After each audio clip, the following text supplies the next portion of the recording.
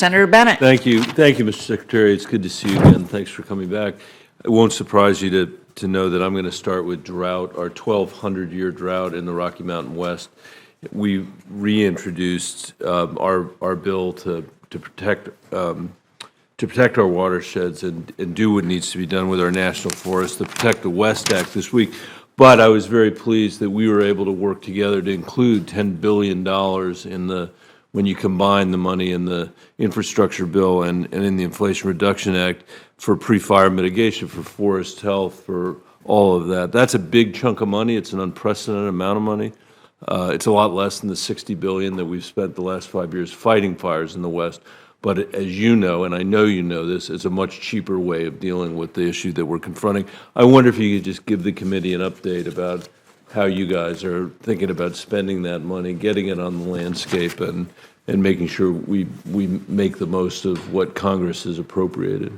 The first thing that we needed to do, Senator, was to identify where the most significant fire shed risk was in the West, and we have identified that in 21 priority landscapes, 250 fire sheds within those landscapes, roughly 45 million acres all told.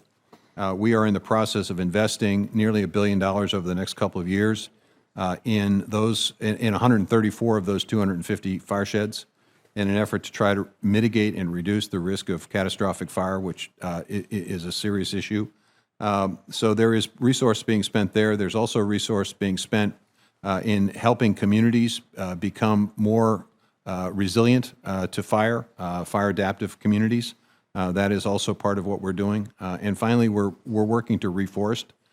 We have a fairly significant and pretty aggressive goal of doing hundreds of thousands of more acres of reforestation, and that project is also being funded because of what you all did on the Replant Act. So there's a variety of activities going on. Thank you, Mr. Secretary. Look forward to staying in touch on all that.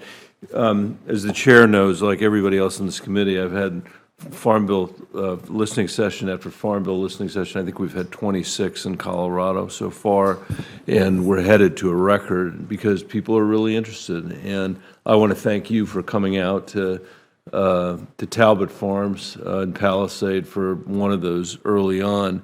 And there in that conversation with our producers, you know, you heard something I hear everywhere I go, you know, which are concerns about programs like EQIP and CRP and USDA rural development community facilities, the fact that they're exceedingly burdensome in many respects for Coloradans to access, slow to access, and sometimes it has to do with understaffing, sometimes it just has to do with the bureaucracy not getting back.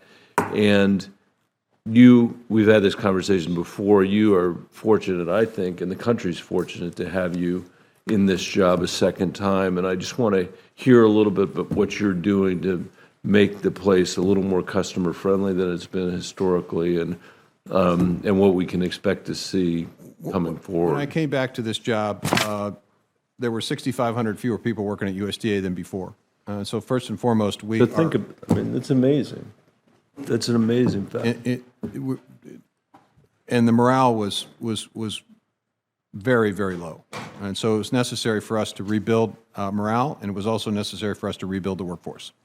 We are doing that. We are hiring more people in NRCS. We're hiring more people in the Farm Service Agency. We're hiring more people in rural development. We have made an effort through the budget to be able to hire more folks. It is a challenge.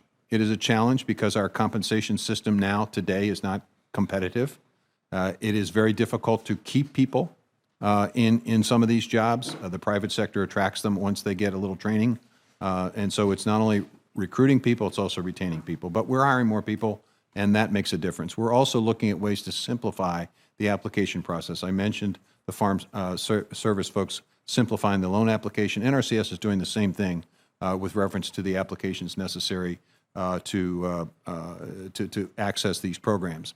The additional funding that you're providing under the Inflation Reduction Act is a big, big opportunity for us. We're going to continue to hire more people, and we're going to continue to put those resources to work. We know we have a backlog of needed conservation programs.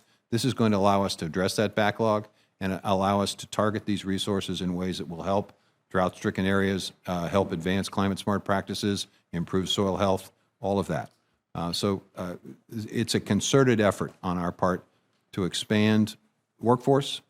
And finally, looking at ways in which we can leverage our resources by, and I mentioned this to Senator Lujan earlier, the importance of having outreach efforts beyond NRCS, having over 100 organizations helping us get the word out about existing programs at NRCS, how folks can access those programs, and guiding them through the process.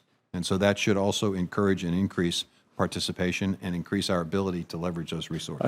I think with your leadership, we really have a chance to make a dent in this, and anything that we can do to help support that effort, we want to do. I don't know how long I'll be in this job. I have no idea. But I'd love to be able to go home and have a Farm Bill listening session where people are saying, we're actually seeing improvements on the ground because of what we're doing together here.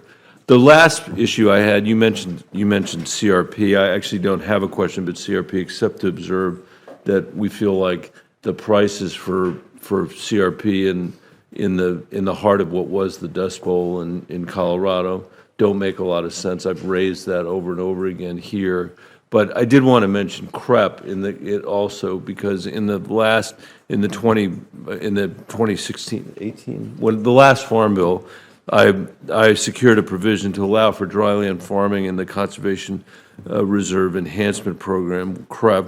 Since then, we've been working to secure a secretarial waiver, and I know you're well aware of this issue. This is critical for Colorado's Republican River Water Conservation District to meet its compact alliance. I'm sorry that Senator Marshall has left, because I know he knows how important this is between Kansas and Nebraska, and more important for all states facing dwindling water resources to maintain the production flexibility that we need while still conserving water. And I wonder if you could commit, Mr. Secretary, to approving a waiver for dryland farming in the CREP program and ensure that rural areas are not, rural rates are not so low that it discourages program participation. We are actually working on the project in your state specifically.